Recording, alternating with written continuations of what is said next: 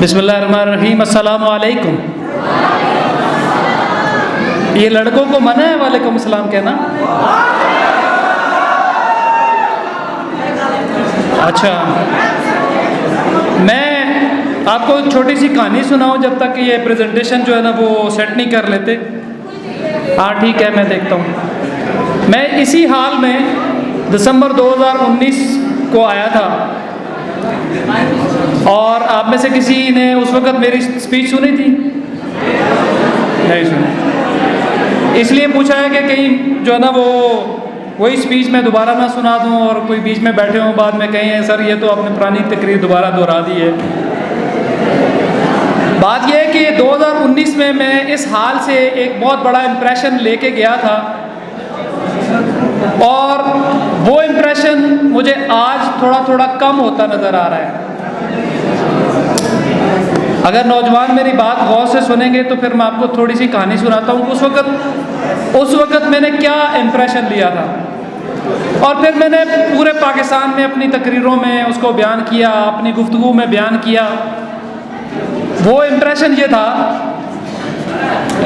ये जो पीछे वाले बच्चे हैं ना ये सुन ले इम्प्रेशन क्या था ज़रा सुन रहे हैं? हाँ सुनिए। इम्प्रेशन ये था कि मैंने कहा इतनी बेहतरीन ऑडियंस मुझे पूरे पाकिस्तान में कहीं नहीं मिली थी जो मुझे कराकोरम इंटरनेशनल यूनिवर्सिटी में मिली थी, क्योंकि तब मैंने देखा कि कोई बच्चा ना हाल से उठ के बाहर गया, ना किसी ने अपने मोबाइल में तवज्जो दी, पूरी तरह से फोकस स्टेज की तरफ थे और ऐसी ऑडियंस मैंने कहीं नहीं देखी थी। आज मुझे थोड़ा सा उसमें डिस्टर्बेंस नज़र आ रही है। तो मैनेजमेंट तो पता नहीं उस वक्त भी इस तरह ही था, आज तो हाल में ज़्यादा लोग हैं चुप कराने वाले, उस वक्त तो आप लोग वैसे ही चुप थे, या फिर ये नई पौध आ गई है। बहरहाल मेरी आपसे गुजारिश है कि इसको तवज्जो से सुने जो प्रोग्राम हो रहा है, और ये जो आपने डॉक्यूमेंट्री देखी है इंशाअल्लाह इसको ऐड होते होते अगली दफ़ा जो आएगी इस हॉल की भी तस्वीरें इसमें आएंगी, क्योंकि हम पूरे पाकिस्तान में, जैसे हमारे चेयरमैन जनासाद खटक ने बताया कि हम पूरे पाकिस्तान में जा रहे हैं और टीम पाकिस्तानियत बिल्ड कर रहे हैं, और हम आप सबको दावत देते हैं कि आप टीम पाकिस्तानियत का हिस्सा बन जाएं और उसमें शामिल होके एक अपनी बड़ी आइडेंटिटी जो है वो उसको लेके चलें। मेरी जो आज की स्पीच है वो जनाब मेरे बाद शहजाद नवाज साहब हैं, मैंने देखा कहीं ओवरलैपिंग ना हो जाए, वो भी पाकिस्तानियत के ऊपर बात कर रहे हैं और मैं भी पाकिस्तानियत के ऊपर बात कर रहा हूँ। ये वैसे परिज़ाद ड्रामा किस किस ने देखा है? परिज़ाद ड्रामे के एक अहम कैरेक्टर हमारे दरमियान मौजूद हैं जो मेरी स्पीच के बाद बात करेंगे, ठीक है? लेकिन अगर आपने तो मेरी बात तवज्जो से ना सुनी तो फिर मैं उनको कहूँगा आप वापस गेस्ट हाउस चले जाएं, ठीक है? तो ये किधर से चलेगा, क्या कौन सा बटन दबाना है?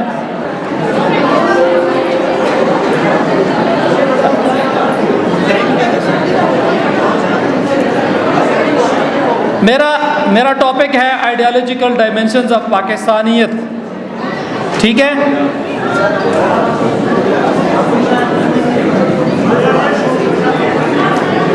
क्या कर रहे हैं बच्चों? अच्छा चले, मैं नेक्स्ट करूंगा फिर शायद आप हो जाए। व्हाट इज़ पाकिस्तानियत? ये इसको ज़रा रोकिए। जिन बच्चों को पता है ये क्या है वो सिर्फ हाथ खड़ा करें, अभी बताना नहीं है। चले नेक्स्ट। अभी मैं आखिर में दोबारा पूछूंगा ये क्या है, गौर कर लें, ठीक है? ये आपके गिलगित बल्तिस्तान के भी पहाड़ उसमें हैं, सहरा भी हैं, डैम भी हैं, और ये गवादर की पोर्ट भी है। आगे करें, क्लिक करें, एक और चीज़ भी आएगी, ये मोहनजोदड़ो और ये हड़प्पा वगैरह के आसार कदीमा भी हैं, ठीक है? इनमें से कौन सी चीज़ है जो इंडिया में नहीं है? इनमें से कौन सी चीज़ है जो इंडिया में नहीं है? सहरा भी हैं, दरिया भी हैं, पहाड़ भी हैं, आसार कदीमा भी हैं, फिर हम उनसे किस तरह से मुख्तलिफ हो गए? ये है बुनियादी सवाल कि ये सारी चीज़ें तो हैं, आगे चलें। ये जो बहुत सारे लोग आपको कहते हैं ना कि जनाब हमारी तो 5000 साल पुरानी तहजीब है, और फिर हड़प्पा के साथ और मोहनजोदड़ो के साथ और इस तरह की बहुत सारी चीज़ों के साथ आपको एसोसिएट करने की कोशिश करते हैं। मुझे बताएं कि जो आसार कदीमा है, जो तबाहशुदा बस्तियां हैं, वो किसी की पहचान कैसे हो सकती हैं? वो तो इबरत का सामान होती हैं, पहचान तो नहीं होती। पहचान क्या है वो मैं अभी आपको बताता हूँ। मैं बताऊँगा तो आप कहेंगे यार अपनी बात करते हैं। मैं कायदे आज़म ने कैसे पहचान रखी थी वो मैं आपको बताता हूँ। Next please. ये पाकिस्तान का वो नक्शा है जिस वक़्त 1947 में पाकिस्तान बना था, ये उस वक़्त का नक्शा है। वो आखिर में आपको मशरक़ी पाकिस्तान नज़र आ रहा है। यार इसकी लाइट शाइट कहाँ से ऑन होती है भाई, कोई मुझे बता दो। हाँ, ये है मशरक़ी पाकिस्तान। ये क्या है? हैदराबाद। ये क्या है? जूनागढ़, मौनावादर। पाकिस्तान का जो ऑफिशियल मैप है, जो सर्वे ऑफ पाकिस्तान की तरफ से है, उसमें यार उसमें आज भी जूनागढ़ और मौनावादर उसके ऊपर पाकिस्तान का दावा है, और ऑफिशियल मैप में आज भी वो दिखाया जाता है, और उस पे हमारा क्लेम आज तक हमने ख़त्म नहीं किया। ये बात किसी को इल्म है? क्योंकि जिस बुनियाद पर इंडिया ने कश्मीर पे कब्ज़ा किया, उसी बुनियाद पे मौनावादर और जूनागढ़ दोनों के नवाबों ने क्या ऐलान किया था पाकिस्तान के साथ शमूलियत का। लेकिन मैं आपकी तवज्जो चाहता हूँ इस खित्ते की तरफ। ये जो है, जो मशरक़ी पाकिस्तान है, कभी देखा है एक मुल्क की सरहद यहाँ है? और नेक्स्ट स्लाइड दिखाएं। नेक्स्ट। ये देखिए, ये यहाँ से यहाँ तक तकरीबन ये 1500-1600 किलोमीटर फ़ज़ाई फ़ासला है। ठीक है, तकरीबन को 3 घंटे फ़्लाइट के लगेंगे। और उस वक़्त जिस वक़्त पाकिस्तान बना था, यहाँ से 6 से 7 दिन लगते थे लोगों को ट्रैवल करके वहाँ पहुँचते हुए। कम अज़ कम लोग 10-10 दिनों में वहाँ पहुँचते थे। फिर वो कौन सी चीज़ थी जिसने ये मशरक़ी हिस्से को और ये मगरबी ये इस हिस्से को पाकिस्तान बना दिया? वो नज़रिया था। और वो नज़रिया किसने बयान किया? आगे चलें। ये देखें, ये कश्मीर की मुख्तलिफ तस्वीरें हैं। ये वहाँ पे नौजवान पाकिस्तान के झंडे लेके इंडिया की फ़ौज के सामने यूं सीना करके खड़े हो जाते हैं, अपनी मैयतों को पाकिस्तान के झंडे में लपेटते हैं, और उन कब्रों के ऊपर पाकिस्तान के झंडे लहराते हैं, अपनी घड़ियों को पाकिस्तान के स्टैंडर्ड टाइम से सेट रखते हैं। और क्या करते हैं, जिस वक्त पाकिस्तान और इंडिया का मैच होता है वो चीयर पाकिस्तान को करते हैं। उनके पास आईडी कार्ड इंडिया के, उनके पास पासपोर्ट इंडिया के, इंडिया का निज़ाम, इंडिया की मशीनरी, लेकिन वो कहते क्या हैं? हम पाकिस्तानी हैं, पाकिस्तान हमारा है। तो वो क्या चीज़ है? इंडिया ने उनको, यकीन करें, हमने तो आज़ाद कश्मीर में एक लंबे अरसे तक तो सुई गैस नहीं दी कि पता नहीं डिस्प्यूटेड टेरिटरी है, हमें मिलता है या नहीं मिलता है। इंडिया ने तो काजीगुंड तक, श्रीनगर तक रेल ट्रैक बना दिया।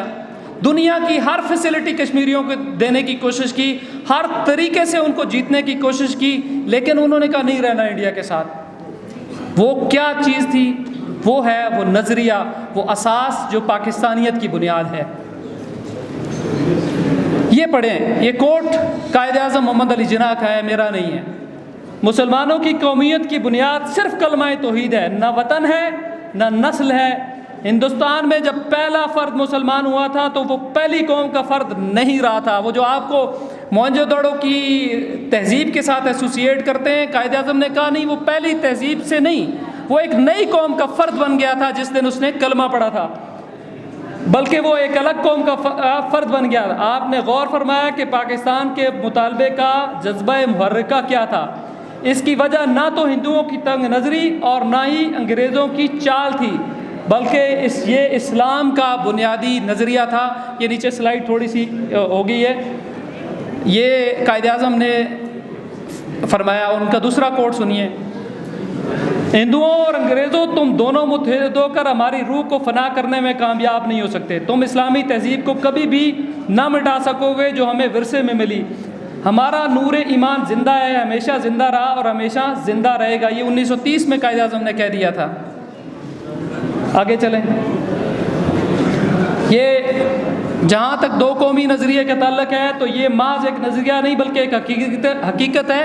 और यही दो कौमी नज़रिया है जिसने वहाँ 1500-1600 किलोमीटर दूर एक दूसरे से किसी भी जोग्राफियाई, किसी भी सकाफ़ती हिसाब से भी वो लोग आपस में, उनकी सकाफ़ती बांग्लादेश के लोगों की जो रहन सहन है, जो खाना पीना है, उनका अंदाज़, लिबास, हर चीज़ इस इलाके के पाकिस्तान से मुख्तलिफ है। लेकिन जोड़ा किस चीज़ ने? वो दो कौमी नज़रिए ने। Next please. इस्लामी इक़दार को अपनाना इंसानी तरक्की की मेराज पर पहुँचने के लिए नागुज़ीर है। ये एक तरफ के हमें पाकिस्तान का जवाज़ है और दूसरी तरफ एक मिसाली मुआशरे की तख्लीक की ज़िम्मेदारी है।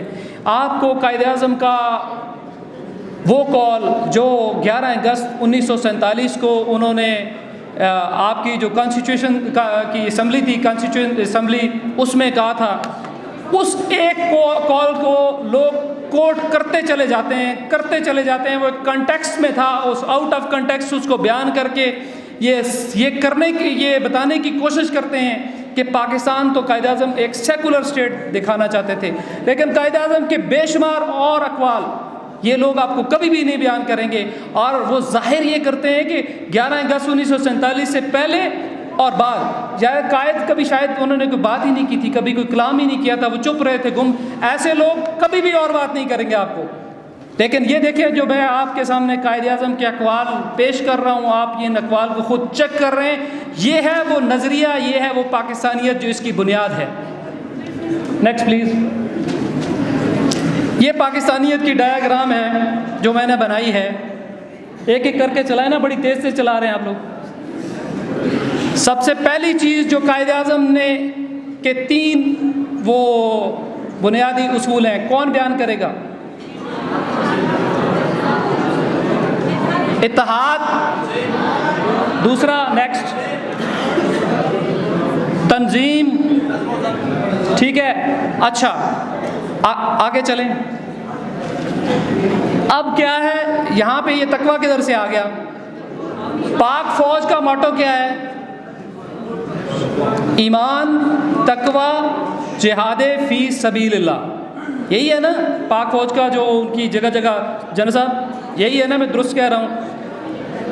तकवा आगे करें, जिहादे फी सबीलिल्लाह। Next please, next. और ये क्या है? ईमान, फेथ। ये दोनों में मुश्तरक है। कायदे-आज़म के जो 3 उन्होंने उसूल बताए उसमें, और अफवाज पाकिस्तान का जो मोटो है ईमान, तकवा, जिहाद फ़ी सबीलिल्लाह। और ये चीज़ें किसके अंदर चलेंगी? ये डायग्राम मैंने पाकिस्तानियत की आपके लिए बनाई है, इसको ज़रा गौर से देखें। नेक्स्ट, ये अल्लामा इकबाल के खुदी के एम्बेड के अंदर ये हमारी पाकिस्तानियत इसके अंदर सफ़र करती है, इसके अंदर ये ग्रो करती है। Next please. हाँ, तो मेरी तकरीर जो है ना वो तकरीबन ख़त्म होने वाली है। ये बताएं कि ये क्या है? हाथ खड़ा करें। एक ही बंदा पूरे हाल से हाथ खड़ा कर रहे हैं। चले यार, आप उठ के बताएं, what is this? Emblem of government of Pakistan. Very good, आपके लिए इलेक्ट्रा का फैन हुआ। Next please. ये कायदे-आज़म का कोड कौन पढ़ेगा?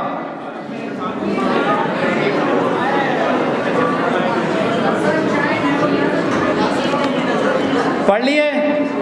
मुझे पढ़ने की ज़रूरत तो नहीं है ना? चलें अब नेक्स्ट। Thank you. लेकिन अभी सुने, जो मुझे पता है कि आप लोग इम्पेशेंट हो रहे हैं कि हमने हमारे एक हीरो फिल्म स्टार भी हैं, फिल्म साज भी हैं, और आज उनको यहाँ तक पहुँचाने के लिए सिर्फ़ और सिर्फ अल्लाह ताला ने हमारी मदद की, क्योंकि फ़्लाइट कल कैंसिल हो गई थी, आज की फ़्लाइट में इनको टिकट नहीं मिला और फिर भी ये एयरपोर्ट पहुंच गए कि चांस लेते हैं। इनकी मोहब्बत है पिक्स के साथ और पाकिस्तानियत के पैगाम के साथ। कहने लगे अब्दुल्ला खान अल्लाह ताला शायद चाहता है कि मैं जूम के ज़रिए आऊँ। मैंने कहा सर एक ट्राई तो करके देख लें, और इन्होंने ट्राई की और ये यहाँ पे हमारे दरमियान पहुँच गए। तो मेरे बाद वो आपसे मुखातब होंगे, उनका नाम जो है ना वो मैं अनाउंस करूँगा। तो ये जो बच्चे इधर स्टेज सेक्रेटरी हैं वो कहेंगे यार हमारा हक मार रहे हैं। लेकिन मैं आपको एक आखिरी बात करके बात ख़त्म करना चाहता हूँ। देखें, हर शनाख्त हमारी अच्छी शनाख्त है। जैसे मेरा नाम अब्दुल्ला ख़ान है, मैं पिक्स का मैनेजिंग डायरेक्टर हूँ, मेरा एक कुंबा है, कबीला है, एबटाबाद के साथ ताल्लुक़ है, हम खुद को हज़ारेवाल कहते हैं। ये छोटी छोटी छोटी बहुत सारी शनाख्तें हमारी होती हैं और इन शनाख्तों में कोई कबाहत नहीं है। ता वक्त के ये शनाख्तें हमारे लिए तकब्बुर का बाइस ना बने और ता वक्त के ये शनाख्तें हमारे लिए तासुब का बाइस ना बने। ये छोटी छोटी शनाख्तें होती हैं, लेकिन हमने एक बड़ी शनाख्त को इन छोटी शनाख्तों के लिए कुर्बान नहीं करना है। हमारी बड़ी शनाख्त क्या है? वो है पाकिस्तानियत। उसके नीचे हमने चलना है। हर इलाके के मसाइल होते हैं, हर इलाके के नौजवानों के मसाइल होते हैं, उनके कॉन्स्टिट्यूशनल मसाइल होते हैं, लीगल मसाइल होते हैं। पाकिस्तान के जिस खित्ते में चले जाएं, साउथ पंजाब में चले जाएं, वो अपने तौर पे रो रहे हैं। इंटीरियर सिंध वाले अपने तौर पे रो रहे हैं। कराची वाले कोटा सिस्टम के ऊपर उनका एतराज़ है। बलूचिस्तान में रूरल और अर्बन के और रूरल के भी ए एरिया, बी एरिया और पता नहीं सी एरिया, फाटा को भी हमने मर्जर। हर इलाके के मसले मसाइल हैं, हर इलाके के ग्रीवियंसेस हैं, लेकिन हमने उन ग्रीवियंसेस को उस एक दायरे के अंदर रह के आपस में शेयर करना है, एक दूसरे की मदद करनी है और उस बड़ी शनाख्त के ऊपर हमारी कोई लोकल शनाख्त गालब नहीं आनी चाहिए। Thank you so very much. अब मैं आपसे इजाज़त चाहता हूँ। पाकिस्तान, यार ये लड़के बहुत खामोश हैं। पाकिस्तान